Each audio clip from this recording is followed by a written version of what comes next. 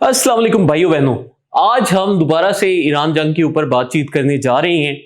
जैसा कि आपको पता है कि आज से एक महीना पहले 12 अप्रैल को मैंने एक वीडियो बनाई थी। अभी मैं आपको उसके क्लिप्स भी सुनाऊंगा कि वो तकरीबन 1.5 घंटे की वीडियो थी जिसमें हमने इस पूरी जंग का अहाता किया था।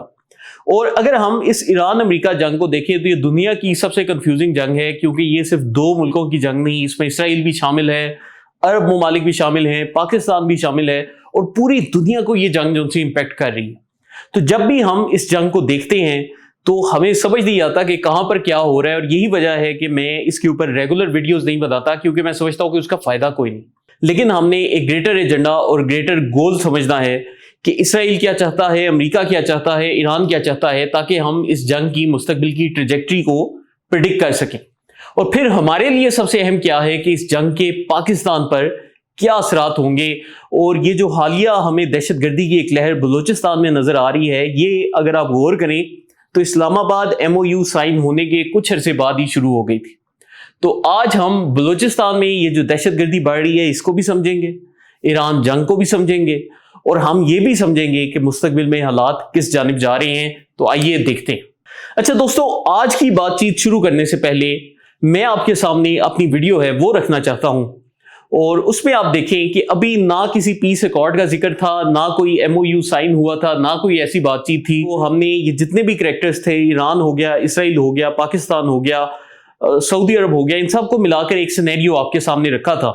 तो वो जरा बात सुन लें। IRGC में माजी में भी ऐसे बहुत से वाकयात हुए हैं कि वहां पर मोसाद की बड़े पैमाने पर इन्फिल्ट्रेशन मौजूद है। तो हमें नहीं पता कि उनमें से कितने लोग अभी भी मोसाद के लिए काम कर रहे हैं या नहीं कर रहे। तो अब यहाँ पर दो सिनेरियो होते हैं कि फर्ज किया पाकिस्तान के थ्रू जो सा है यहाँ पर एक पीस हो जाती है, हमारी कोशिशें कामयाब हो जाती हैं, दोनों डील भी कर देते हैं, और कल को IRGC जो सी है वो दोबारा से आपने हुर्मुज़ को बंद कर देती है या सीज फायर की वायलेशन करती है। अब इस पूरी सूरत हाल में ट्रंप इंतजामिया किस मुल्क के ऊपर चढ़ेगी? उस मुल्क का नाम पाकिस्तान है। वो कहेंगे कि पाकिस्तान तुमने हमें गारंटी दी थी, तो अब हम ईरान पर हमला करना चाह रहे हैं और अब तुमने हमें सपोर्ट करना है, और पाकिस्तान एक मुश्किल हालात में फंस सकता है। इसी तरह ही ये जो ट्रंप है, आपको पता है कि ये भी जो सा है अपने फायदे के लिए कुछ भी कर सकता है। तो कल को फर्ज किया ये डील भी कर लेते हैं और उसके बाद ट्रंप जो सा है किसी तरह से इस पूरी चीज को वायलेट करता है, तो फिर ईरान पाकिस्तान को बोलेगा कि जी आप हमारे साथ मिलकर कोई इसराइल के ऊपर हमले करें और हमारी मदद करें, क्योंकि आपने बतौर गारंटर इसमें अपना रोल अदा किया था। तो यहां पर पाकिस्तान दोनों सूरत हालों में काफी बुरा फंसता हुआ हमें नजर आ रहा है। और इस सिनेरियो को बयान करने के बाद हमने फिर आपके सामने एक और बात की थी कि ये जो जंग है ये मुस्तकबिल में किस जानिब जाएगी। तो मैं चाहता हूं आप वो भी सुने होगा, क्या ये जंग बढ़ेगी या ये नहीं बढ़ेगी। तो आगे अब जो भी होने जा रहा है इसके ऊपर दो चीजें हैं। एक तो अगर ईरान की जो सियासी क़यादत वो इन्फ्लुएंस गेन कर लेती है और वो कोशिश करती है कि किसी तरीके से हम इस मामले को सुलह पर लेकर जाएं, तो हो सकता है कि चीज़ें बेहतरी की जानिब जाएं। लेकिन जो IRGC काम कर रही है और ईरान की सियासी क़यादत के खिलाफ जो सा है वो एक तरह से उन्होंने बाकायदा मुहिम लॉन्च की हुई है, अगर वो करेंगे तो फिर क्या होगा कि चीज़ें एक ऑल आउट वार की जानिब बढ़ेंगी, और उस जंग का फिर जो नतीजा होगा वो हम सबके सामने है कि ईरान का तो चले नुकसान होता है या नहीं होता, लेकिन दुनिया के जो दीगर मालिक हैं जिसमें चीन भी है, रूस भी है, पाकिस्तान भी है, भारत भी है, और इसी तरह हमारी साइड के जो दीगर मालिक हैं उनको और बिलखसूस अरब दुनिया को बहुत बड़े नुकसान का सामना करना पड़ेगा। इस वक्त जो सूरत हाल है, अगर यही सूरत हाल और यही डेडलॉक इसी तरीके से चलता रहा जैसे वो चल रहा है, तो आने वाला जो दौर है वो कोई इतना अच्छा नज़र नहीं आ रहा। तो अल्हम्दुलिल्लाह जो हमने उस टाइम आपके सामने बात रखी थी कि ये पीस अकॉर्ड हो भी गया तब भी नहीं चल सकता। और जो दूसरी अहम चीज़ है कि अगर ये जो पीस अकॉर्ड है ये ना हो तो उसके बाद क्या हालात होंगे, वो सारे आपके सामने बिल्कुल वैसे ही जा रही। यहां पर मैं ये चीज आपके सामने रखना चाहता हूं कि हमने जो ये पूरी एक थ्योरी आपके सामने रखी थी उसमें हमारी सोच ये थी कि जो IRGC की टॉप क़यादत है वो कंप्रोमाइज्ड है। और इस बात का अगर आप मुझसे सबूत पूछें कि फरहान साहब आपके नज़दीक इसका सबूत क्या है, तो मेरे नज़दीक इसका जो सबसे बड़ा सबूत है ये पाकिस्तान में आयतुल्लाह की शहादत के बाद होने वाले पुरतशद्दुद एहतजाज थे, जिसमें ये तहरीक इंसाफ से राजा नासिर और दीगर जो लोग थे वो सारे के सारे शामिल हुए। बाकायदा लोगों को इश्तियाल दिलाया गया, लोगों को बोला कि अमरीकी एम्बेसियों पर हमला करो, اور یہ جو پورے ایمبیسیوں پر حملے تھے، میرے نزدیک ان کا ایک ہی مقصد تھا، اور وہ یہ تھا کہ جہاں پر انہوں نے عام عوام کو بیوقوف بنایا اور ان کو بولا کہ آپ ہمارے ساتھ چلیں اور جذبات پہ آئیں اور اس طرح سے حملے کریں، وہاں پر اسرائیلی موساد کا جو گریٹر ایجنڈا تھا وہ کیا تھا کہ پاکستان ہماری ایران جنگ کے معاملے سے باہر رہے، پاکستان کو بطور ثالث جو ان سے سائڈ پہ کر دیا جائے۔ اور پھر آپ نے دیکھا کہ کس طریقے سے پاکستان کی سیاسی اور ملٹری قیادت کے اوپر باقاعدہ پریشر ڈالا گیا کہ وہی پاکستان کے جو نام نہاد چند علماء تھے، وہ جو کہ IRGC سے ڈائریکشنز لے رہے تھے، انہوں نے کیسے بولا کہ فیلڈ مارشل تم نے امریکہ سے بات نہیں کرنی، تم لوگ امریکہ کے غلام ہو، تم لوگ امریکہ کے تلوے چاٹتے ہو۔ تو بنیادی طور پر ایجنڈا اسرائیل کا پورا ہو رہا تھا، حالانکہ باتیں وہ اپنی طرف سے بڑی جذباتی کر رہے تھے۔ ایجنڈا کیا تھا کہ پاکستان ثالثی سے دور رہے، پاکستان ایران اور امریکہ کے درمیان پل بننے کی کوشش نہ کرے، اور پھر آپ نے دیکھا کہ کیسے ان کا جو پلان تھا پورے کا پورا وہ ناکام ہو گیا، اور پاکستان نے بعد میں اپنا ایک کردار بھی ادا کیا۔ لیکن اب ہم دیکھ رہے ہیں کہ اب دوبارہ سے ایک کھچڑی بن چکی ہے، اور ایران اور امریکہ دونوں ایک دوسرے سے جنگ میں مصروف ہیں۔ تو سب سے پہلے تو ہمیں یہ طے کرنا ہے کہ یہ جو اسلام آباد MOU کینسل ہوا اور اس کے بعد ان دونوں ممالک کی جنگ شروع ہوئی، اس میں زیادہ قصور کس کا ہے؟ تو یہ قصور دیکھنے کے لیے سب سے پہلے ہمیں اسلام آباد MOU کی شکوں کو دیکھنا پڑے گا، اور میں ابھی کوشش کر رہا ہوں کہ میں ساری آپ کے سامنے کھولوں۔ تو آپ نے اس شک میں جو کلاز 1 ہے اس کو دیکھنا ہے، تو کچھ غلطیاں بلکہ زیادہ تر غلطیاں بیچ میں امریکہ کی ہیں، اور پھر کچھ جون سی ہیں ایران کی جانب سے بھی ہوئی ہیں، لیکن ہم ان سب کو نیوٹرلی دیکھیں گے۔ تو یہاں پر یہ جو اسلام آباد MOU تھا، جس پر ایران کے صدر نے دستخط کیے، ٹرمپ نے دستخط کیے، پاکستان نے بھی دستخط کیے، اس میں یہ جو فقرہ لکھا ہوا ہے کہ the Islamic Republic of Iran and the United States of America and their allies in the current war by signing this MOU declare an immediate and permanent termination of military operations on all fronts including in Lebanon، کہ لبنان سمیت جتنے بھی fronts ہیں وہاں پر ہم جنگ بندی کا اعلان کر رہے ہیں۔ لیکن یہاں پر اصولی طور پر امریکہ کو اسرائیل پر لبنان سے جنگ روکنی چاہیے تھی، کہ اسرائیل کو فورس کرنا تھا کہ آپ لبنان سے جنگ نہ کریں، لیکن ہم نے دیکھا کہ جیسے ہی یہ معاہدہ جو سا ہے طے پایا، اس کے کچھ عرصے بعد ہی اسرائیل نے دوبارہ سے لبنان میں اسٹرائک شروع کر دی، جس کا مطلب یہ تھا کہ معاہدے کی پہلی شق کی فوراً خلاف ورزی کی گئی۔ پھر اس کے بعد آپ اس معاہدے کی اگر 5ویں شق دیکھیں گے تو یہاں پر لکھا ہوا ہے the Islamic Republic of Iran will make arrangements using its best efforts for the passage of commercial vessels with no charge for 60 days only from the Persian Gulf to the Sea of Oman and vice versa، کہ ایران جتنی بھی کشتیاں گزریں گی آبنائے Hormuz سے ان سب کی نگہداشت کرے گا، اور ایران کی مرضی سے وہ کشتیاں وہاں سے گزریں گی۔ تو اب یہ جو شک ہے اس کے اوپر جب امریکہ نے دستخط کر دیے تھے، تو اس کے بعد ایران کا موقف یہ ہے کہ بہت سی کشتیاں ایسی ہیں جن میں سب سے پہلے قطر کا آئل ٹینکر تھا، جو کہ وہاں سے ہماری مرضی کے بغیر عمان کے ساحل کے قریب سے گزر رہا تھا۔ تو اگر وہ ہم سے پوچھ لیتے تو پھر ہم انہیں جانے دیتے، تو وہ ایک الگ چیز تھی، لیکن انہوں نے اس شک کی مخالفت کی، اور یہ جو سی ہے شک، یہ بنیادی وجہ بنی ہے۔ اس کے بعد اسی معاہدے کے اگر ہم دوسرے صفحے پر جائیں تو یہاں پر لکھا ہوا ہے کہ ایران جو سا ہے نیوکلیئر ہتھیار پیدا نہیں کرے گا، لیکن یہاں پر اگر ہم غور کریں تو ایران کے جو صدر ہیں جب وہ پاکستان آئے تو انہوں نے اس سے ایک دن پہلے بولا تھا کہ ہم پیسفل ایٹمی ٹیکنالوجی حاصل کرنے کے خواہاں ہیں اور ہم اس خواب کو نہیں چھوڑ سکتے۔ تو یہاں پر جب ایران نے یہ کمٹمنٹ کی تھی تو ان کی طرف سے بھی اس کمٹمنٹ کو ایک طرح سے ایک سیاسی بیان دے کر رد کیا گیا تھا۔ اور اس کے ساتھ ساتھ اگر ہم یہاں پر دیکھیں تو پھر جو ایک شک یہ آ جاتی ہے، شک نمبر 11 کہ United States of America undertakes to make fully available for USA the frozen or restricted funds and assets of the Islamic Republic of Iran upon the implementation of this MOU، کہ ایران کے جتنے بھی پیسے پھنسے ہوئے ہیں مختلف شرائط میں وہ سارے کے سارے ایران کو جاری کر دیے جائیں گے۔ تو یہ جو شک ہے اس کے اوپر بھی عمل نہیں ہوا، اور ایران کے جو $6 ارب قطر میں پھنسے ہوئے تھے وہ ایران کو نہیں دیے گئے۔ تو اگر ہم اس پورے معاہدے کو دیکھیں تو جہاں پر امریکہ کا بہت زیادہ قصور ہے، وہاں پر کچھ سٹیٹمنٹ سیاسی قسم کی ایران کی جانب سے بھی آئی ہیں، اور یہ جو پھر پورا ایک مسئلہ ہے وہ موجودہ صورتحال میں آپ کے سامنے آ گیا۔ تو اس پوری سچویشن میں ہمیں سمجھ کے آتا ہے کہ زیادہ غلطی امریکہ کی ہے، اس کے اوپر کوئی شک نہیں۔ اور پھر جو سا ہے ایران میں بھی ایک جو سوچ ہے انتہا پسند قسم کی، اس کی وجہ سے بھی مسئلے کھڑے ہو رہے ہیں، لیکن الٹیمیٹلی نقصان کس کا ہو رہا ہے؟ پاکستان کا، عرب دنیا کا، پوری دنیا کا بلکہ کہہ سکتے ہیں کہ ابھی حالیہ دنوں میں آپ دیکھیں کہ پوری دنیا میں جو ٹورزم ہے وہ سارے کا سارا ڈسٹرپٹ ہو چکا ہے، سب کچھ تباہ ہو چکا ہے. تو اب ہم ایک دفعہ اسی پوری جنگ کے جو ایکٹرز ہیں ان کے اوپر غور کریں گے، ان کے مفادات پر غور کریں گے، اور اس کے بعد مختلف وار سینیریوز ہم دوبارہ سے ڈسکس کریں گے کہ آگے کیا ہو سکتا ہے. تو دوستو سب سے پہلے اگر ہم نے جنگ کے مستقبل کا تجزیہ کرنا ہے تو ہمیں ان 5 ملکوں کے جو مفادات ہیں اس وقت ان کو اپنے سامنے رکھنا پڑے گا. اس کے بعد ہم بہتر فیصلے پر پہنچ سکتے ہیں کہ یہ جنگ اب کدھر جا رہی ہے. اگر ہم امریکہ پر غور کریں تو امریکہ کا جو اس وقت سب سے بڑا مفاد ہے وہ ان کے صدر کے مفادات سے جڑا ہوا ہے، اور وہ ہے امریکہ میں مڈ ٹرم الیکشنز. جیسا کہ آپ جانتے ہیں کہ 3 ماہ کے بعد امریکہ میں دوبارہ سے انتخابات ہونے ہیں، اور یہ جو انتخابات ہیں اگر یہ ٹرمپ کی پارٹی ریپبلکنز ہار جاتے ہیں تو اس کے بعد امریکہ سے ٹرمپ کو جو پارلیمنٹری سپورٹ ہے وہ ملنی بند ہو جائے گی، اور اگر وہاں پر جو دوسری پارٹی ہے ڈیموکریٹس وہ اقتدار پہ آ جاتے ہیں اور ان کی اکثریت ہو جاتی ہے تو ٹرمپ کی اس جنگ کے لیے جتنی بھی فنڈنگ ہے وہ روک سکتے ہیں. تو 3 ماہ کے بعد جو سا ہے یہ الیکشنز ہونے ہیں، اور ان الیکشنز میں جیتنے کے لیے ٹرمپ کی سب سے بڑی مجبوری کیا ہے کہ وہ چاہتا ہے کہ قیمتیں اسٹیبل رہیں، امریکہ میں مہنگائی نہ بڑھے، اور ہمارے فوجی جوان جو سے ہیں وہ بچے رہیں. لیکن پھر اس میں ایک دوسرا سینیریو بھی آ جاتا ہے کہ ٹرمپ کوئی ایسی ٹیکنیک اپنائے، کوئی ایسی سازش رچائے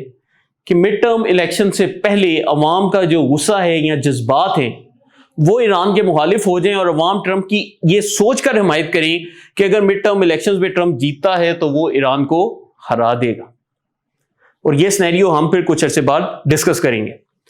دوسرے نمبر پر ایران آ جاتا ہے، جہاں پر ایران کا جو سب سے بڑا اس وقت ایجنڈا ہے وہ یہ ہے کہ وہ سروائیو کریں اس جنگ میں. وہاں پر اس کے ساتھ وہ اپنی اکنامک سٹیبلٹی کو بھی دیکھ رہے ہیں کہ وہ اپنی معیشت کو کیسے بہتر کر سکتے ہیں، اور اس کا ان کے پاس 2 راستے ہیں. نمبر 1 یہ کہ وہ اپنے فروزن ایسٹس جو کہ امریکہ نے پابندی سے ان کے پیسے رکوا دیے تھے ان کو کھلوائیں، اور دوسرا طریقہ کیا ہے کہ وہ اپنے ہرمز کے اوپر ٹول ٹیکس لگا کر کشتیوں سے پیسے وصول کریں تاکہ ان کے پاس مستقل آمدنی کا ایک ذریعہ بن جائے. تیسرے نمبر پر ہمارے سامنے اسرائیل آ جاتا ہے، اور اسرائیل کو جب بھی ہم نے دیکھنا ہے تو گریٹر اسرائیل کے ایجنڈے کے حساب سے دیکھنا ہے. اور اسرائیل کا جو گریٹر اسرائیل کا ایجنڈا ہے وہ تب پورا ہوتا ہے جب جتنے بھی عرب ممالک ہیں، ایران، پاکستان سمیت، یہ آپس میں لڑیں، ان کے چھوٹے چھوٹے حصے ہوں، ان میں اسلام کو ختم کیا جائے اور قوم پرستی کو پروان چڑھایا جائے. تو پھر کیا ہوگا کہ قوم پرستی جب اوپر چڑھتی ہے تو میں نے آپ کو پہلے بھی اپنی ویڈیوز میں بتایا ہے کہ اس کے نتیجے میں لوگ سیکولر ہو جاتے ہیں. قوم پرستی سب سے پہلے اسلام کا پتہ کاٹتی ہے، اور پھر جب عوام سیکولر ہوتے ہیں تو پھر ان کا اسرائیل کو تسلیم کرنا یا اس کے ساتھ چلنا بہت آسان ہو جاتا ہے. اور گریٹر اسرائیل کے لیے وہ کیا چاہتے ہیں کہ ایک بڑی جنگ ہو جائے ایران اور عرب کے درمیان. اور اس جنگ کا جو دوسرا ان کو فائدہ ہوگا وہ کیا ہوگا کہ اگر ایک ایران اور عرب جنگ شروع ہو جاتی ہے تو اس کے نتیجے میں جو ایرانی لوگ ہیں ان کے اوپر حملے کرنے کے لیے نہ امریکی فوجیوں کی ضرورت پڑے گی، نہ اسرائیل کو خود جانے کی ضرورت پڑے گی. وہ سارا کام عرب ممالک خود ہی انجام دے دیں گے، اور یہ دونوں ہتھیار بیچ کر پیسے کمائیں گے. اس کے بعد ہمارے پاس سعودی عرب آ جاتا ہے، اور وہ کیا چاہتے ہیں؟ اسٹیبلٹی. ان کا اس وقت جو سب سے بڑا ایجنڈا ہے وہ یہ ہے کہ وہ اس وقت اپنی پوری کوشش کر رہے ہیں کہ کسی طریقے سے خطے میں امن آئے، کیونکہ سعودی عرب اپنی پوری ڈائریکشن ٹورزم کی جانب لے کر جا چکا ہے. انہوں نے بڑے بڑے پروجیکٹ شروع کیے ہیں ٹورزم کے لیے تاکہ پوری دنیا سے سیاح ان کے پاس آئیں، اور پھر کیا ہو کہ وہ آہستہ آہستہ تیل کی بجائے اپنے لیے alternative ways of income generate کریں. لیکن ان کے اس پورے مقصد میں جو سب سے بڑی حائل رکاوٹ ہے وہ اس وقت جنگ ہے. تو سعودی عرب چاہتا ہے کہ یہ جنگ رکے، کیسے بھی رکے، لیکن ہم نے یہ جنگ رکوانی ہے. اور پھر دیکھیں جنگ رکوانے کے لیے ایک طریقہ جہاں پر صلح کا آ جاتا ہے، وہاں پر ایک طریقہ یہ بھی آ جاتا ہے کہ آپ پھر خود جنگ میں کود پڑیں تاکہ جنگ جلدی ختم ہو. تو ہم نے یہ دونوں پاسبلٹیز اپنے سامنے رکھنی ہیں. پھر ہم آ جاتے ہیں پاکستان کے اوپر. پاکستان کا اس پورے معاملے میں جو سب سے بڑا ایجنڈا ہے وہ بھی سعودی عرب سے ملتا ہے کہ ہمیں بھی اسٹیبلٹی چاہیے، کہ ہماری جو معیشت ہے جو کہ کچھ عرصے پہلے ڈیفالٹ کے دہانے پر کھڑی تھی وہ دوبارہ سے واپس بحال ہو، اور جو عالمی ٹریڈ ہے اور جو مہنگائی ہے وہ ہماری حکومت کو افیکٹ نہ کرے. اور پھر ایک اور مسئلہ کیا ہے کہ پاکستان کا دوسرا جو سب سے بڑا اس وقت ایجنڈا ہے وہ ہے اوائڈ وار، کہ اگر کوئی ایسی صورتحال پیدا ہو جاتی ہے جس میں سعودی عرب کو اس جنگ میں کودنا پڑتا ہے تو پاکستان کو بھی مجبوراً اس جنگ میں جانا پڑے گا، کیونکہ ایران سعودی عرب کے اوپر کافی حملے کر چکا ہے. پاکستان کا سعودی عرب کے ساتھ ڈیفنس پیکٹ بھی ہے. تو پاکستان کی کوشش یہ ہے کہ ہم کچھ بھی کریں لیکن اس جنگ کو روکیں تاکہ ہمیں اس بارڈر کے اوپر مصروف نہ ہونا پڑے. تو یہاں پر اگر آپ غور کریں تو اسرائیل کا جو انٹرسٹ ہے کہ ہم نے آل آؤٹ وار کرنی ہے، وہ پاکستان کے مخالف بھی جا رہا ہے، وہ سعودی عرب کے مخالف بھی جا رہا ہے، وہ ایران کے مخالف بھی جا رہا ہے، اور اگر دیکھا جائے تو ایک طرح سے وہ ٹرمپ کے مخالف بھی جا رہا ہے، کیونکہ امریکہ بھی چاہتا ہے کہ فی الحال وقتی طور پر ایک سٹیبلٹی ہو جائے تاکہ ٹرمپ کے پاس مڈ ٹرم الیکشنز میں فیس سیونگ کا ایک موقع ہو اور کسی طریقے سے وہ کانگریس کے اوپر کنٹرول برقرار رکھے. تو اب دوستو، اسرائیل نے اگر گریٹر اسرائیل کا ایجنڈا حاصل کرنا ہے تو اس نے کرنا کیا ہے؟ تو یہ میں آپ کے سامنے ایران کا ایک نقشہ لے کر آیا ہوں، اور اس پورے نقشے میں یہ جو آپ کو پورے بارڈرز نظر آ رہے ہیں یہاں سے لے کر یہاں تک، یہ سارے کا سارا ایران کا موجودہ نقشہ ہے. اور اس نقشے میں آپ کو بڑی انٹرسٹنگ چیزیں پتہ چلیں گی کہ ایران میں بہت سی قومیں آباد ہیں، لیکن جو سب سے اہم چیز ہے وہ کیا ہے کہ ایران میں جو نسلی ایرانی ہیں وہ یہاں پر موجود ہیں. تو یہ جو پیور پرشین قوم ہے وہ اس علاقے میں بستی ہے، اور باقی جو خطے ہیں ان کی پھر نسل مختلف ہو جاتی. جیسا کہ ہم آپ کو پچھلی ویڈیوز میں پاکستان کے متعلق بھی بتاتے آئے ہیں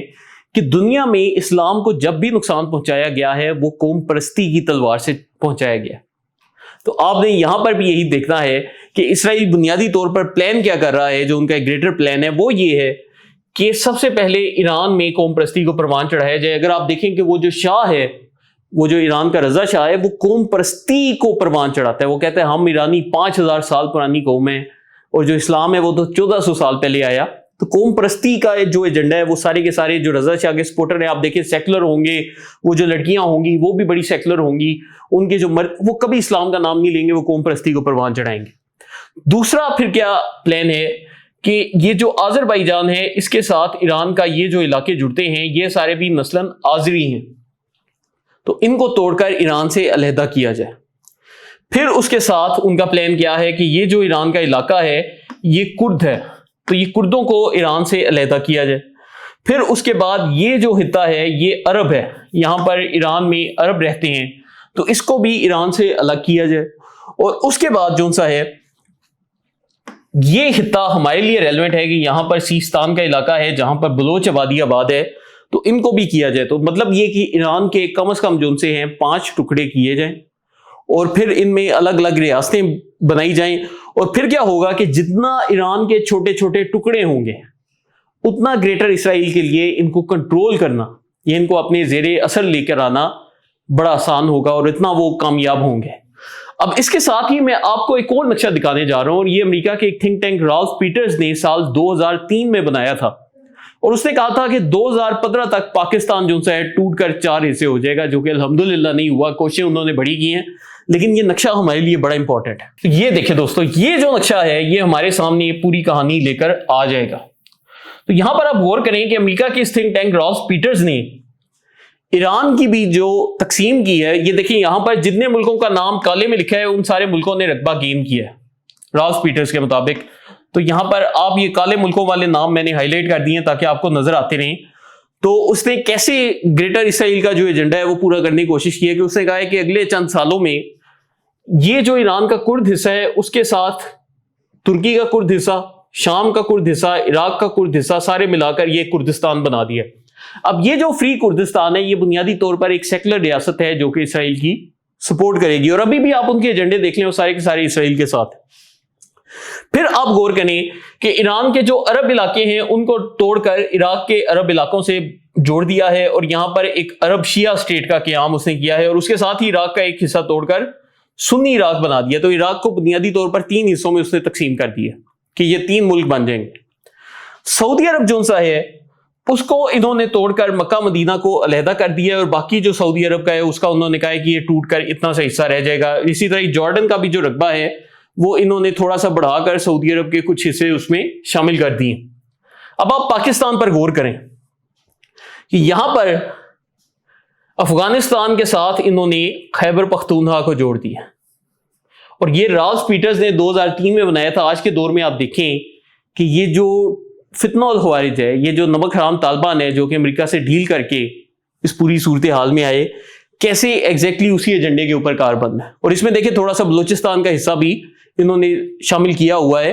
اور ابھی بھی آپ ان کے بیانات دیکھیں، ان کی سٹیٹمنٹس دیکھیں، وہ یہی کہہ رہے ہیں کہ خیبر پختونخوا اور بلوچستان ہمارا حصہ ہے، تو وہ اپنی جو نمک حرامی ہے وہ پوری کر رہے ہیں۔ اس کے ساتھ ہی اگر ہم دیکھیں بلوچستان کے اوپر، تو دیکھیں قوم پرستی کی بنیاد پر ایک جو بلوچ ریاست ہے اس کا بھی قیام عمل میں لایا جائے گا، اور آپ دیکھیں کہ پاکستان سے بھی علیحدہ کیا ہے، ایران سے بھی علیحدہ کیا، اور یہاں پر ایک فری بلوچستان انہوں نے بنا دیا، اور ایگزیکٹلی ویسا ہی ہو رہا ہے۔ اور انہوں نے کہا کہ پاکستان بس اتنا رہ جائے گا، اور جو کشمیر ہے اس کو بھارت میں شامل کر دیا ہے۔ تو یہاں پر آپ غور کریں تو آج کے دور میں جو کن کترے ہیں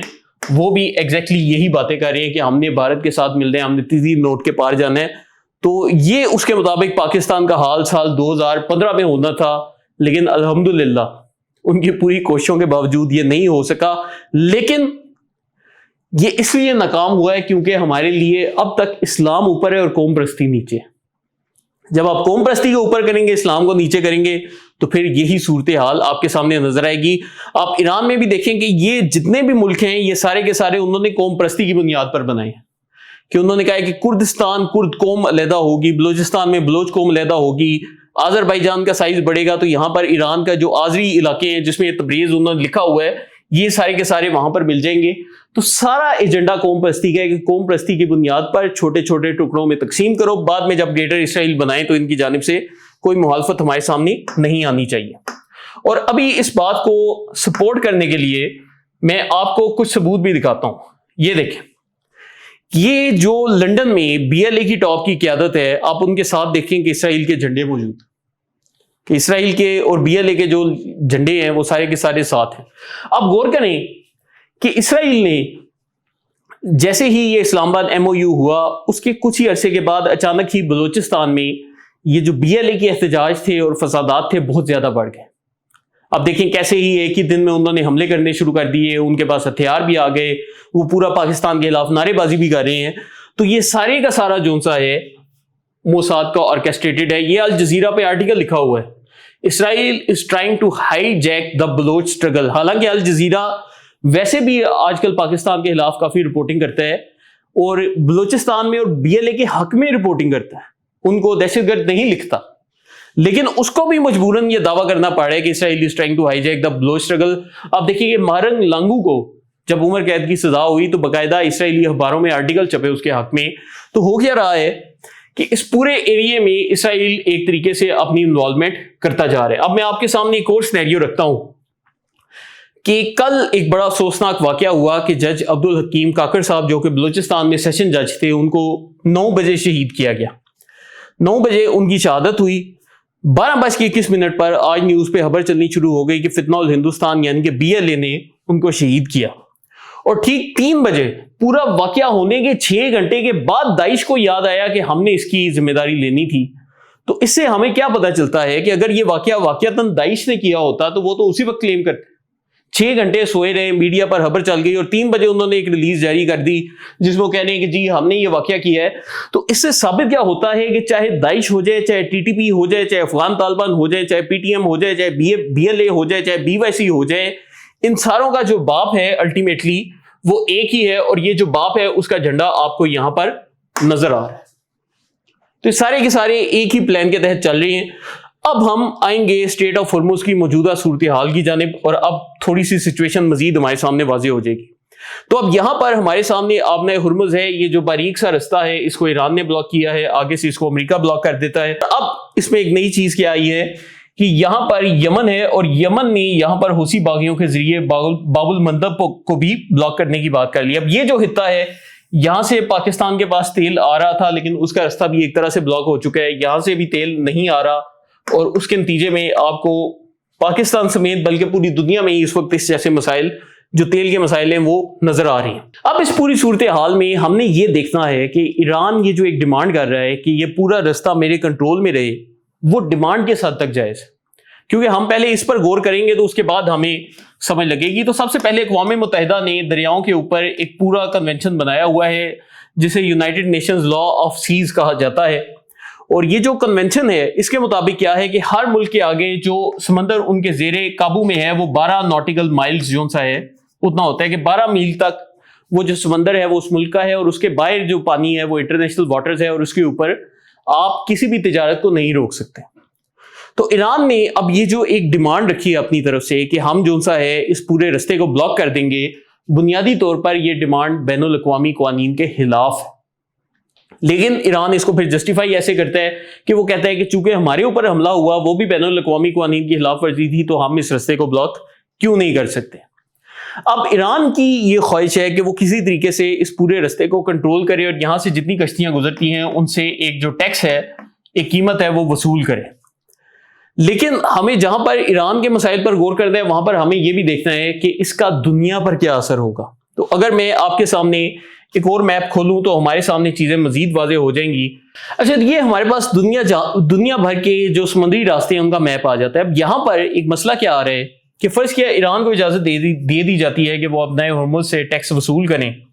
تو پھر یہ جو باب المندب کا راستہ ہے اس کو بھی کل کو حوثی باغی بلاک کر سکتے ہیں، پھر اس کو جبوتی کے لوگ بھی بلاک کر سکتے ہیں. اسی طرح ہی اگر آپ دیکھیں تو یہاں پر اسٹیٹ آف ملاکا ہے جو کہ انڈونیشیا اور ملیشیا اور آسٹریلیا کو بھی سپلائی کرتی ہے، تو اس رستے کو بھی کل کو یہاں کے مالک بھی بلاک کر سکتے ہیں. وہ کہتے ہیں ہمیں اس کے پیسے چاہیے، انڈونیشیا ملیشیا میں جنگ چھڑ سکتی ہے. اسی طرح یہاں پر تائیوان اسٹیٹ موجود ہے، تو اس کو امریکہ بلاک کر سکتا ہے، اس کو چائنا بلاک کر سکتا ہے. اور اگر ہم یہاں پر دیکھیں پاناما کینال کو بلاک کیا جا سکتا ہے، سوئز کینال کو بلاک کیا جا سکتا ہے. تو پوری دنیا میں جتنے بھی سمندری رستے ہیں ان کو کوئی بھی ملک بلاک کر کے کہہ سکتا ہے کہ اگر آپ یہاں سے گزرتے ہیں تو ہمیں ٹیکس دے کر جائیں. بلکہ پاکستان کے پاس بھی پھر ایک رستہ ہے کہ یہاں سے انڈیا کی سپلائی روکنے کی کوشش کرے. حالانکہ یہاں پر سمندر بڑا ہے لیکن پاکستان بھی اپنے میزائلوں کی وجہ سے ادھر مسائل کھڑے کر سکتا ہے. تو یہ جو چیز ہے پورے گلوبل آرڈر کے مخالف ہے. لیکن یہاں پر ایران کا جو موقف ہے وہ بھی ہمیں دیکھنا پڑے گا کہ وہ کہہ رہے ہیں کہ ہماری پوری سیاسی قیادت کو شہید کر دیا گیا، تو ہم کیوں نہیں یہ جو رستے ہیں ان کو بلاک کر سکتے. اگر ہماری دفعہ بین الاقوامی قوانین نہیں مانے گئے تو ہم کیوں ان کو مانیں. اور اگر ہم ان بین الاقوامی قوانین پر بھی غور کریں تو بنیادی طور پر یہ سارے رستے بلاک ہونے سے جو سب سے بڑا نقصان ہوتا ہے وہ امریکہ کو ہوتا ہے، چائنا کو ہوتا ہے اور رشیا کو ہوتا ہے. اس کی وجہ کیا ہے کہ یہ جو تینوں بڑے یہ جو ملک ہیں انہوں نے پوری دنیا کے سمندری راستوں پر کنٹرول کرنے کی کوشش کی ہے، کیونکہ ان کو اگر خود کو as a super power establish کرنا ہے تو اس کے لیے یہ رستے بڑے اہم ہیں. اگر آپ دیکھیں یہاں پر جیسے جبوتی کی پورٹ ہے تو وہاں پر چائنا نے بھی اپنے سینٹر بنائے ہیں. اسی طرح ہی ادھر بھی چائنا نے سری لنکا میں ہمبنتوتا پورٹ کے اوپر باقاعدہ جو سا ہے اپنی ایک بیس بنائی ہے تاکہ اس رستے کو روکا جائے. یہاں پر گوادر میں بھی چائنا موجود ہے. تو چائنا کی بھی پوری کوشش ہے کہ سمندری روٹوں پر قابو کیا جائے، ایران کی پوری کوشش ہے. اب آگے گریٹر گیم کیا ہونے جا رہی ہے غور کرنا ہے. اب ایران یہ جو پورا کام کر رہا ہے اس کا مقصد کیا ہے کہ ایران یہ چاہتا ہے کہ کچھ بھی کر کے ہم نے اس جنگ کے دائرہ کار کو بڑھانا ہے. اگر یہ جنگ بڑھتی جائے گی تو الٹیمیٹلی کیا ہوگا کہ عرب ممالک کے پاس ایک سٹیج آ جائے گی جس میں وہ بولیں گے کہ ہمیں امریکہ کو ان علاقوں سے آؤٹ کرنا ہے. ہمارے پاس اگر یہ امریکہ کے اڈے رہے تو ایران ہمارے اوپر میزائل برساتا رہے گا، اور پھر بالآخر کیا ہوگا کہ امریکہ یہ پورا ایریا چھوڑ کر اس کی بجائے ایک ریجنل پاور بن جائے گا. جو ایک سپر پاور تھا وہ نہیں رہے گا. لیکن اب اس پورے معاملے میں مسئلہ کیا ہے کہ یہ جو عرب ممالک ہیں اگر ایران اتنا طاقتور ہو گیا تو وہ سارے کے سارے جو سے ہیں اس کے خلاف ایک اتحاد بھی بنا سکتے ہیں، وہ جنگ کی جانب بھی جا سکتے ہیں. جتنا ایران اپنی فوج کے اوپر سپینڈ کرتا ہے سعودی عرب سمیت یہ جو دیگر عرب ممالک ہیں یہ اس سے 10 گنا زیادہ سپینڈ کر سکتے ہیں.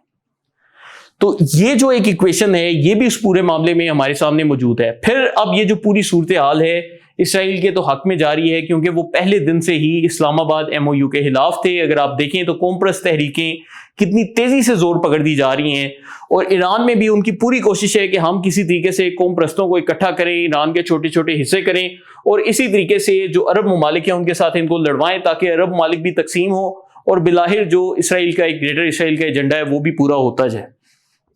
اسی طرح ہی پاکستان بھی اگر آپ دیکھیں تو اس وقت ہر بندہ مشکل میں ہے، ہر روز پیٹرول کی قیمتیں بڑھتی جا رہی ہیں، تو ہمیں اپنے ملک میں بھی ایک برے حالات کا سامنا کرنا پڑ رہا ہے. تو اب یہ جو پوری صورتحال ہے اس میں ہمیں نظر کیا آ رہا ہے کہ ٹرمپ کے جو مڈ ٹرم الیکشنز ہیں وہ بھی خراب ہو رہے ہیں کہ ٹرمپ وہ مڈ ٹرم الیکشنز بھی جیت نہیں پائے گا اگر یہ حالات ایسی مہنگائی کی جانب جاتے رہے.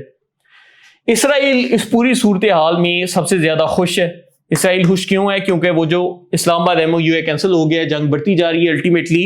عرب ممالک کے اوپر بھی پریشر آئے گا. دیکھیں دوستو، ہم اس چیز کو بطور پاکستانی دیکھتے ہیں کیونکہ ہمارے اوپر میزائل نہیں آ رہے، لیکن آپ دیکھیں کہ کوئی شخص فرض کیا جارڈن میں ہے، عمان میں ہے، قطر میں ہے، بحرین میں ہے، سعودی عرب میں ہے، اور اس کے اوپر جو سے میزائل گزر رہے ہیں، تو الٹیمیٹلی کیا ہوگا کہ جس طرح ہماری ایک ایران سے ہمدردی ہے وہاں پر نہیں،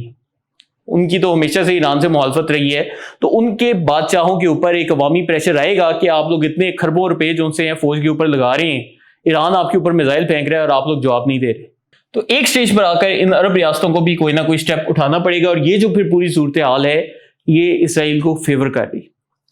اور اسی طرح ہی اگر ہم دیکھیں تو جو عرب ممالک ہیں آہستہ آہستہ آپ دیکھیں کہ وہاں پر بھی جنگ تیز ہوتی جا رہی ہے، ایران ان کے اوپر میزائل پھینک رہا ہے، یہاں پر حوثی باغیوں کے ساتھ سعودی عرب کی باقاعدہ ایک لڑائی بھی شروع ہو چکی ہے، پاکستان میں حالات خراب ہو رہے ہیں۔ تو اب ہم آ جاتے ہیں مختلف سینیریوز پر کہ چیزیں آگے پلے آؤٹ کیسے ہو سکتی ہیں۔ سب سے پہلا یہ کہ ایک ہمارے پاس پاسبلٹی یہ آ جاتی ہے کہ یہ جو جنگ ہے یہ ایسے ہی جاری رہے، وار آف ایٹریشن، کہ یہ جو جنگ ہے اس میں نہ کمی ہو نہ زیادتی ہو، کبھی کبھی جو ہے امریکہ ان کے اوپر حملہ کرے، کبھی وہ عرب ممالک پر حملہ کر دیں، اور یہ جو جنگ ہے ایسے ہی 3 مہینے 4 مہینے جو سی ہے جاری رہے۔ لیکن اس میں اب مسئلہ کیا آیا ہے کہ اگر امریکہ کے مڈ ٹرم الیکشنز کے دوران یہ جنگ چلتی رہی تو وہاں پر مہنگائی بڑھ جائے گی، تو ڈونلڈ ٹرمپ نے جو الیکشن جیتنا ہے وہ یہ الیکشن ہار سکتا ہے۔ اب دوسری چیز کیا آ جاتی ہے کہ دوبارہ سے ہم امن معاہدے کی جانب جائیں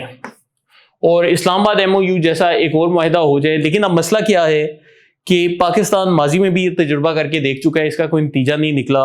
ایران بھی جان بوجھ کر جنگ کو بڑھا رہا ہے تاکہ امریکہ کے اوپر پوری دنیا کے ان ملکوں کا پریشر آئے جہاں پر مہنگائی بڑھتی جا رہی ہے، اور بالآخر عرب ممالک خود امریکہ کو بولیں کہ آپ یہ چھوڑ کر چلے جاؤ، تو یہ ایران کا ایجنڈا ہے۔ تو نہ ایران جنگ کو ختم کرنا چاہتا ہے، اور پھر اس کے ساتھ ان کے جو IRGC میں مختلف لوگ ہیں جو کہ اگر چاہتے تو یہ بھی کہہ سکتے تھے کہ جو قطر کی شپ گزر رہی تھی اس کے بعد ذرا تھوڑا دنیا کو بولتے، ایک پیغام دیتے کہ آپ نے معاہدے کی شق نمبر 5 میں یہ لکھا ہے اور یہ قطر کی کشتیاں ہم سے بغیر اجازت جا رہی ہیں، لیکن مستقبل میں کوئی گزری تو ہم اس کے اوپر حملہ کریں گے۔ انہوں نے اس چیز سے انتظار نہیں کیا، انہوں نے ڈائریکٹ قطر کے ویسلز کے اوپر میزائل پھینکنے شروع کر دی۔ حالانکہ غلطی پہلے امریکہ کی تھی، لیکن یہاں پر آپ تحمل مزاجی دکھا سکتے تھے، انہوں نے نہیں دکھائی۔ تو کیا ہے کہ IRGC جو سی ہے وہ پھر کیا کرے گی کہ وہ بھی یہی چاہتی ہے کہ جنگ بڑھتی جائے۔ اب دیکھیں دوستو، اس میں ایک اور چیز کیا آ جاتی ہے کہ ایران میں جہاں پر ایک سیاسی قیادت ہے اور IRGC ہے، وہاں پر IRGC جتنی دیر یہ جنگ جاری رہے گی سیاسی قیادت سے زیادہ طاقتور رہے گی، تو ان کا بھی ایک ذاتی مفاد اس پورے معاملے میں آ جاتا ہے۔ اور پھر اس کے بعد امریکہ کی جانب سے بھی اگر آپ دیکھیں تو ڈونلڈ ٹرمپ جس طرح کا بیوقوف آدمی ہے، ہمیں اس کی جانب سے بھی، حالانکہ اس کی کوشش ہے کہ کسی طریقے سے صلح ہو جائے، لیکن وہ دودھ دے کر اس کے بعد مہنگیاں ڈال دیتا ہے۔ جیسے آپ دیکھیں کہ سعودی عرب کے ساتھ اس نے نیوکلیر معاہدہ کرنے کی بات کی اور اگلے دن بول دیا کہ اس کے لیے سعودی عرب کو اسرائیل کو تسلیم کرنا پڑے گا، تو امریکہ بھی دودھ دے کر مہنگیاں کر رہا ہے۔ تو یہ بھی فی الحال وقتی طور پر کوئی امن قائم ہو سکتا ہے، لیکن کچھ عرصے کے بعد دوبارہ سے یہی جنگ والی صورتحال ہو جائے گی۔ اور پھر یہاں پر ایک تیسری پاسبلٹی آ جاتی ہے آل آؤٹ وار والی، اور اس میں کیا ہے کہ امریکہ ایران کے جتنے بھی انرجی انفراسٹرکچرز ہیں، جتنے بھی ایران کے پل ہیں، جتنے بھی ایران کے بجلی گھر ہیں، جتنے بھی ایران کی آئل ریفائنریز ہیں، ان پر حملہ کرے گا۔ ایران اس کے جواب میں عرب ممالک میں ان پر حملہ کرے گا، اور پھر ایک بہت بڑی جنگ شروع ہو جائے گی۔ تو اب دوستو، ہم نے جب یہ تینوں سینیریوز ڈسکس کر لیے کہ نہ تو یہ جنگ لمبی چل سکتی ہے کیونکہ ٹرمپ کے مڈ ٹرم الیکشنز پر اثر پڑ رہا ہے، نہ ہی امن ممکن ہو سکتا ہے کیونکہ IRGC اور ٹرمپ دونوں کا صلح کا موڈ نہیں، اور آل آؤٹ وار کے چانسز بھی نظر نہیں آ رہے، کیونکہ اگر ایسا ہو گیا تو پھر بھی ٹرمپ کے مڈ ٹرم الیکشنز کا نقصان ہوگا۔ تو ایسا کیا ہو سکتا ہے جس سے یہ جو جنگ ہے یہ کنٹینیو بھی رہے، ایران پر حملے بھی جاری رہیں، گریٹر اسرائیل کا ایجنڈا ہی پورا ہو؟ تو اب ایک دفعہ آپ نے میرے ساتھ اپنے ذہن رکھنے ہیں کہ نہ ہم جنگ کو جاری رکھ سکتے ہیں، نہ ہم امن کر سکتے ہیں، اور نہ اس جنگ کو مزید تیز کر سکتے ہیں۔ تو ٹرمپ کو مڈ ٹرم کا الیکشنز بھی جتوانے ہیں، کیونکہ اسرائیل کے لیے ٹرمپ اگر ان کو اچھا لگتا ہے یا برا لگتا ہے، اس سب کے باوجود وہ اسرائیل کے لیے یہ چیز بالکل کلیئر ہے کہ ڈونلڈ ٹرمپ جو سا ہے وہی واحد بندہ ہے جو کہ ہمارے لیے لڑائی کرے گا۔ اگر جو سے ڈیموکریٹس آ گئے تو ان کا ویسے ہی بیانیہ جنگ کے خلاف ہے، تو وہ اس جنگ میں حصہ نہیں لیں گے۔ تو اسرائیل نے سپورٹ تو ریپبلکنز کی کرنی ہے، چاہے اس کو ٹرمپ پسند ہے چاہے نہیں پسند۔ اور پھر اس پوری صورتحال میں ایک سینیریو آ جاتا ہے جس میں اس جنگ کو جاری رکھتے ہوئے ٹرمپ جو سا ہے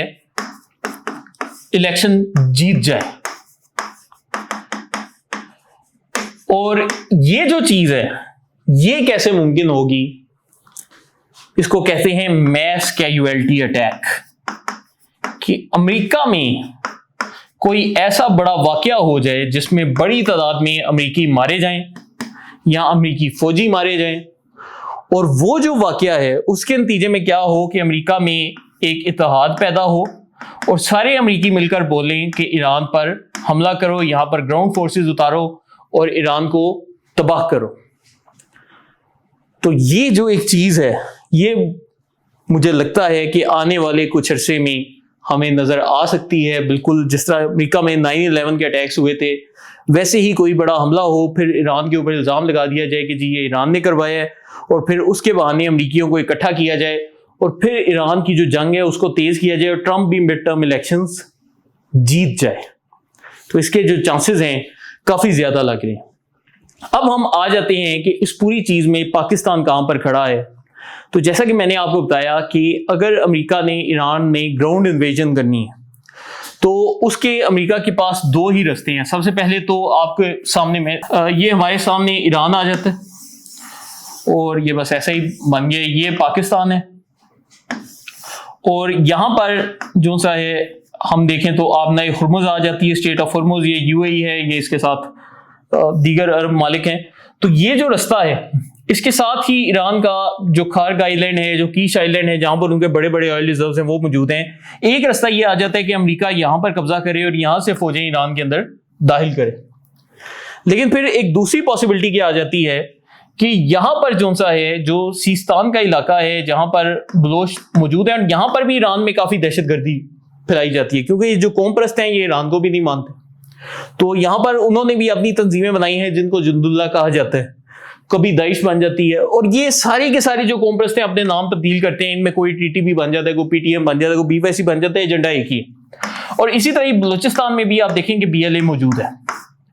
اور آپ دیکھیں کہ بی ایل اے اور اسرائیل کا اتحاد ہے، اور کیسے حالیہ کچھ عرصے میں بی ایل اے نے حملے تیز بھی کیے اسلام آباد معاہدہ ہونے کے بعد۔ تو ایک دوسرا آپشن کیا ہو سکتا ہے کہ امریکہ اپنے جو ایئر کرافٹ کیریئرز ہیں ان کو ادھر کھڑا کرے اور ایران کی جو باہر کی بندرگاہ ہے وہاں پر قبضہ کرے اور یہاں سے اپنی جو گراؤنڈ انویژن ہے سٹارٹ کرے، کیونکہ یہاں پر یہ کیریئرز موجود ہیں تو یہ ایران امریکہ کو یہاں پر قبضہ کرنے میں مدد دے سکتے ہیں۔ تو اگر ہم اس دوسرے سینیریو پہ جائیں تو پھر کیا ہوگا کہ اسرائیل کی جانب سے بی ایل اے کو زیادہ سپورٹ دی جائے گی کہ کسی طریقے سے بلوچستان کے کچھ حصے کو